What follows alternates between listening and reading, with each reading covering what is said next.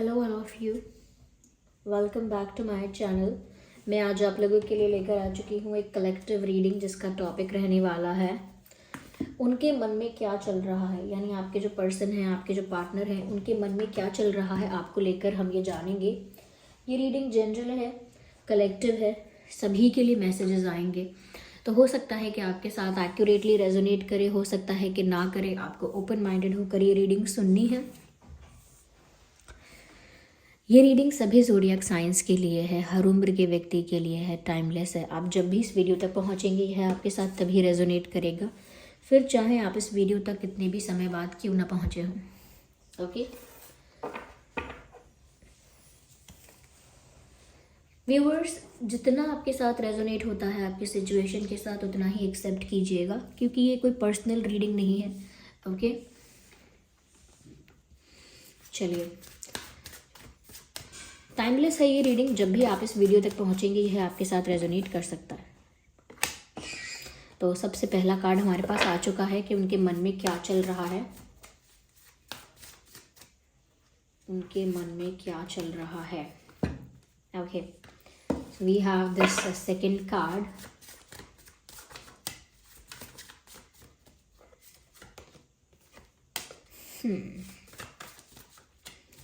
एक बात तो साफ समझ आ रही है।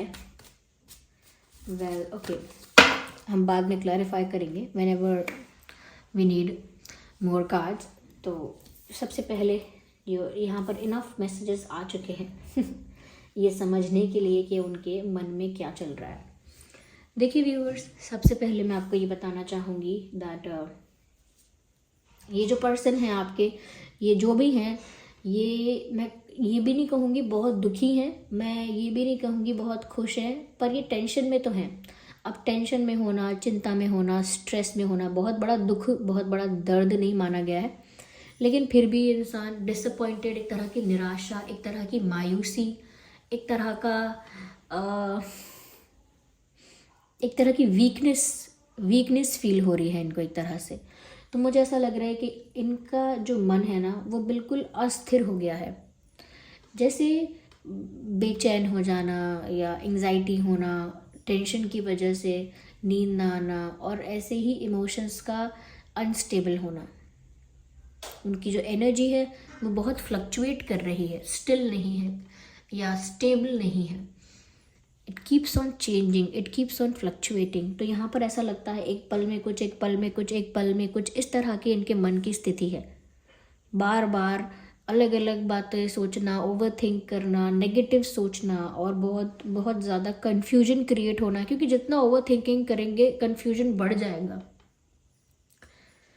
जितना आप सोचते रहेंगे और जितना स्ट्रेस लेते रहेंगे, फिर उतनी घबराहट भी होगी, एग्जाइटी और टेंशन, स्ट्रेस भी मल्टीप्लाई होगा। इनके साथ भी वही हो रहा है करेंटली, ये बहुत स्ट्रेस में है। ये ऐसा भी लगता है व्यूअर्स कि ये मायूसी जो है वो समवेयर आपसे रिलेटेड है। Why am I saying that? क्योंकि यहाँ पर ऐसा लगता है दैट समवेयर, और I don't know, they allowed the interference of someone in their life or in your relationship. इन्होंने किसी का इंटरफेरेंस आप लोगों के कनेक्शन में, आप लोगों के रिश्ते में अलाउ किया है।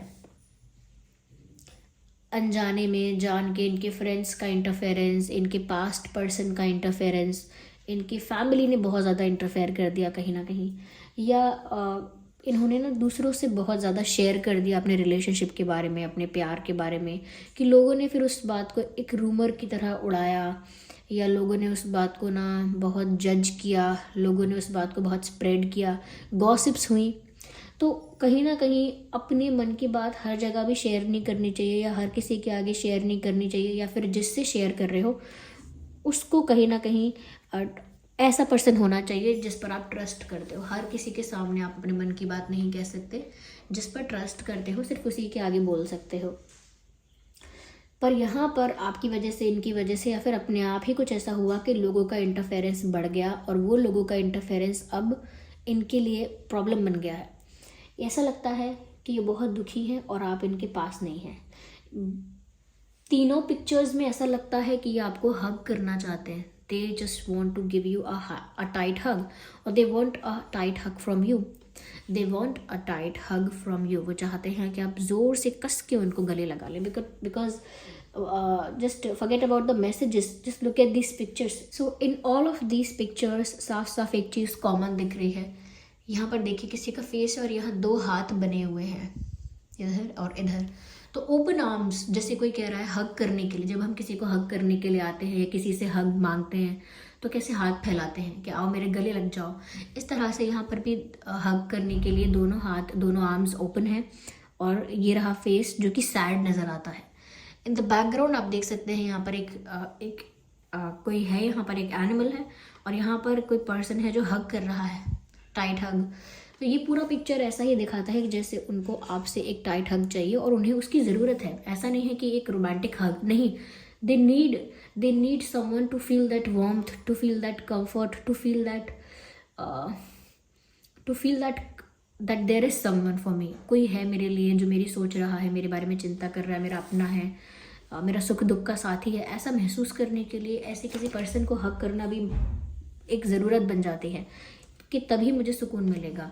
तो यहाँ पर इनके साथ भी ऐसा ही हो रहा है. ये आपको हग करना चाहते हैं. इन दिस पिक्चर ऑल्सो यहाँ पर देखिए ये बाहें फैलाकर खड़े हैं और ये भी दोनों हाथ खोलकर खड़े हैं. जैसे हग करना है ऐसे करके, ऐसे दोनों बाहें फैला के तो हग करना चाहते हैं. In this picture look at this, यहाँ पर भी दोनों हाथ फैलाकर खड़े हैं. So in all of this pictures we can see that there is open arms. Okay, तो ये बुरी तरह आपको अपनी लाइफ में मिस कर रहे हैं, बुरी तरह मिस कर रहे हैं. आपको हग करना चाहते हैं, गले लगाना चाहते हैं और शायद उनको उसी से सुकून मिलेगा.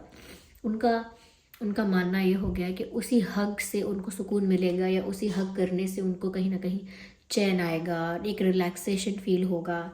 एक तरह से ऐसा भी कह सकते हैं कि जैसे उनकी एंग्जाइटी जो है वो थोड़ी रिड्यूस हो जाएगी, कम हो जाएगी आपको हग करने से. They need a hug right now, give them a hug. Okay, अब जैसा कि यहाँ देखा कि बहुत दुखी हैं, दुखी मतलब निराश है, मायूस है. इनका चेहरा जो है ना, इनका चेहरा देखकर ही कोई बता देगा कि आप इतने उदास क्यों दिखते हैं. फिर चाहे ये बिल्कुल भी ऐसा ना दिखाएं, फिर भी इनके चेहरे पर ही ऐसा भाव है कि दिख जाएगा कि ये इंसान अंदर से दुखी है, निराश है. विक्टिम, इनको लग रहा है मैंने कुछ नहीं किया और सब कुछ ब्लेम मेरे ऊपर भी आ गया. असली में गलत तो मेरे साथ हुआ है. यानी उनको लग रहा है कि आप कुछ कहें, व्यूअर्स या दूसरे लोग जो इनकी लाइफ में इंटरफेयर करते हैं वो कुछ भी कहें और आप कुछ भी कहो कि मेरे साथ गलत हुआ या ये ठीक नहीं हुआ, वो ठीक नहीं हुआ. लेकिन इनको लगता है असली में तो सिचुएशन के विक्टिम ये हैं. जो हुआ है सच में तो इनका नुकसान हुआ उसमें. तो इनको लग रहा है अगर आप चले गए, आप इनसे दूर हो गए, आप इनसे बात नहीं कर रहे या आप लोगों के बीच डिस्टेंस आ गया, सेपरेशन आ गया, तो सच में तो इनका लॉस हो गया. इस स्टोरी के, इस सिचुएशन के असली विक्टिम तो ये निकले. जबकि आप कह रहे हैं व्यूवर्स कि आपको इनके बिहेवियर से या इनके किसी एक्शन से हर्ट हुआ हो सकता है. ओके, या इनके पेरेंट्स इनसे हर्ट हैं या कहीं ना कहीं गुस्सा है या अग्री नहीं करते हैं, अगेंस्ट हैं. पर इनको लग रहा है कि सब लोग अपनी अपनी बातें कह रहे हैं लेकिन मेरे बारे में कोई नहीं सोच रहा. No one is thinking about me.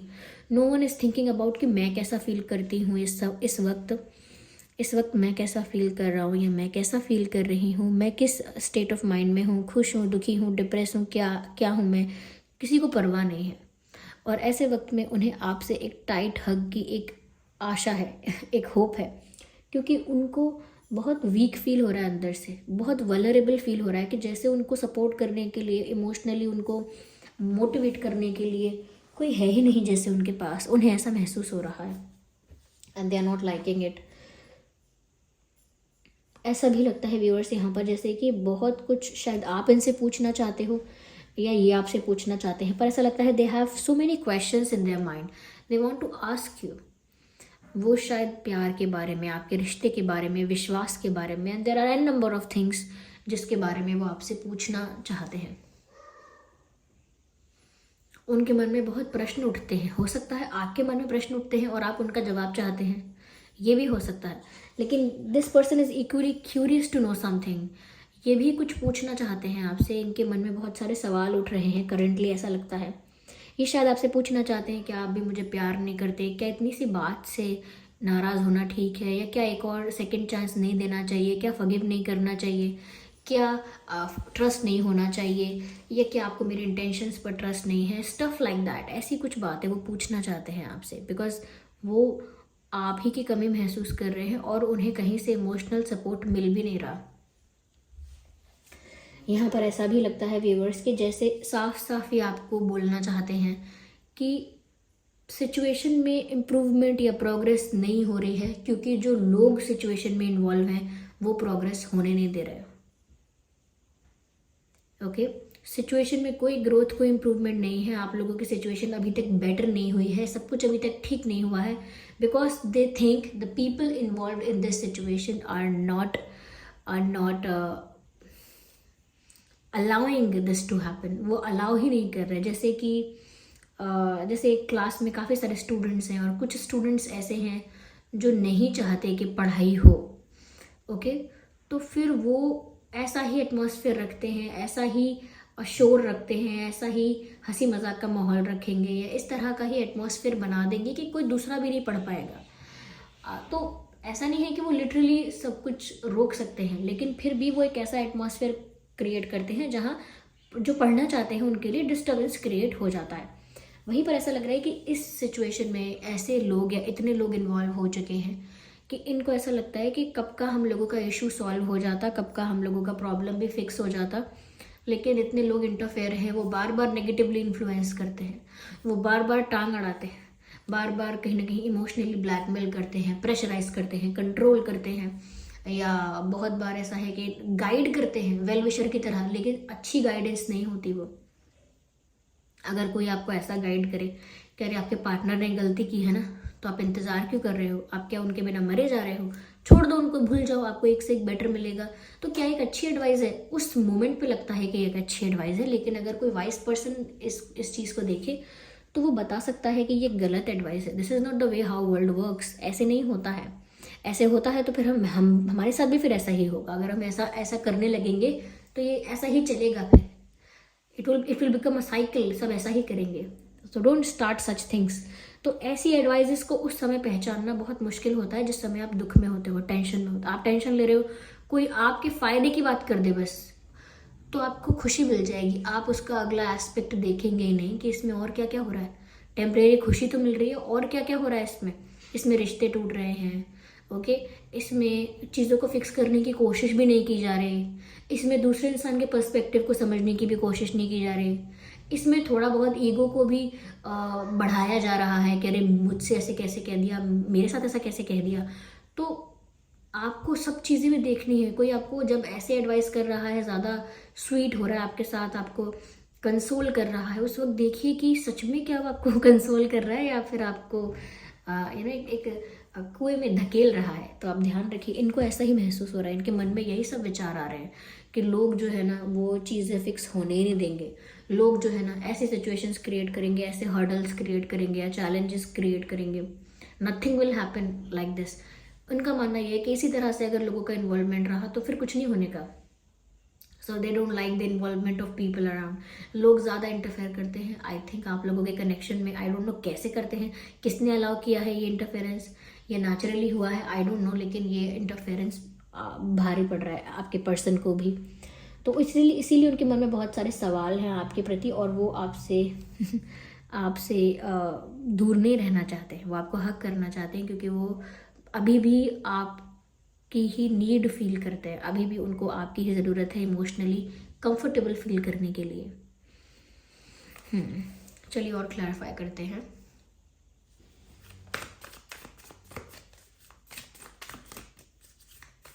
There is a enemy behind this person, and यहाँ पर दुश्मन से मेरा मतलब है कि जेलस या नेगेटिव लोग हैं इनकी लाइफ में, या आप लोगों की दोनों की लाइफ में।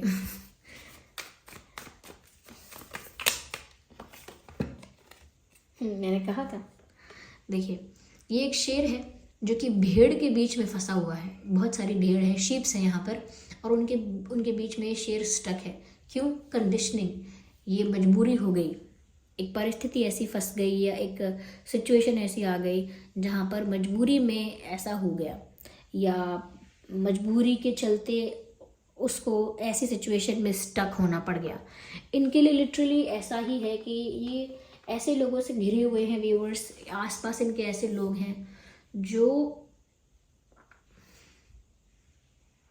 इतने स्ट्रॉन्ग तो नहीं है, ओके, लेकिन आपके पर्सन को लगता है कि अब मेरी सिचुएशन ही ख़राब है तो मैं किसी को क्या दोष दूँ। वो क्या कहते हैं, तो मेरी डेस्टिनी में ही प्रॉब्लम्स लिखी हैं तो मैं अब इसको उसको ब्लेम करके क्या करूँगा या क्या करूँगी।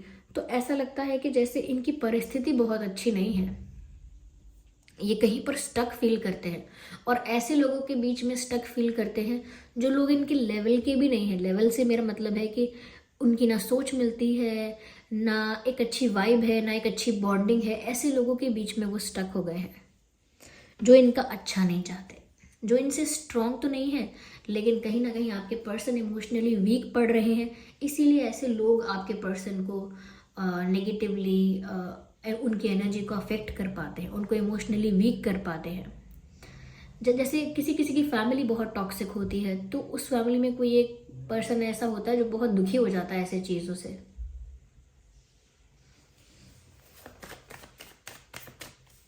तो ये कहीं किसी कंडीशन में स्टक है, ऐसा लगता है कोई सिचुएशन ऐसी बन गई है इनके लिए। मुझे लगता है व्यूअर्स ये भाग जाना चाहते हैं ये अपनी सिचुएशन से, अपनी लाइफ से कहीं दूर भाग जाना चाहते हैं।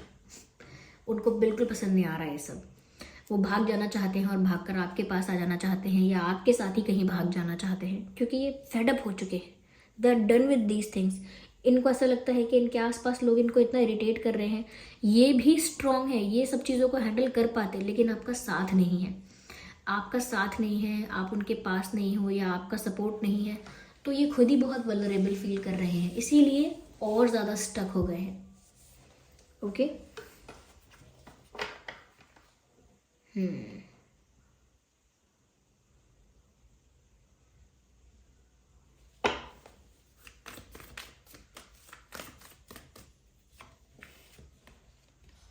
पास्ट लाइफ, मुझे ऐसा लगता है व्यूअर्स कि ऐसा फील करते हैं ये कि आपके साथ उनका कोई पास्ट लाइफ कनेक्शन है।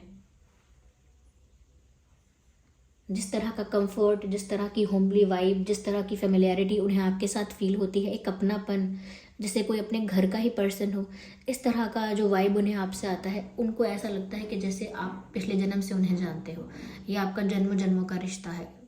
तो पास्ट लाइफ कनेक्शन उनको आपके साथ फील होता है। हो सकता है पास्ट लाइफ में आप किसी तो रिश्ते में रहे हैं, ओके, सोलमेट्स भी हो सकते हैं, लेकिन हाँ पुराना है आप लोगों का कुछ व्यूअर्स पास्ट लाइफ का ज़रूर। They miss you, they want to hug you. अगर आपका सपोर्ट होगा ना, अगर आपका इमोशनल सपोर्ट होगा तो ये इंसान अकेले फिर सब कुछ हैंडल करेंगे। One man army, one women army की तरह अकेले सारा बैटल लड़ सकते हैं, अकेले सबको हरा सकते हैं, सबके मुंह बंद करा सकते हैं जो लोग इन्वॉल्व होते हैं ज़बरदस्ती या इंटरफेयर करते हैं। But they want your support. So this was the reading कि उनके मन में क्या चल रहा है। आई होप ये रीडिंग आपके लिए हेल्पफुल और रिलेटेबल रही है। अगर इस रीडिंग ने आपको थोड़ा भी गाइड किया है तो वीडियो को लाइक ज़रूर करें, कमेंट करके ज़रूर बताएं कितने % आपकी सिचुएशन से रेजोनेट करती है। और अगर आप नए हैं तो सब्सक्राइब ज़रूर करें, बेल आइकन को प्रेस करना ना भूलें। चलिए फिर मिलते हैं अगली रीडिंग में, तब तक के लिए bye bye family, bye bye angels, love you all, bye bye, take care.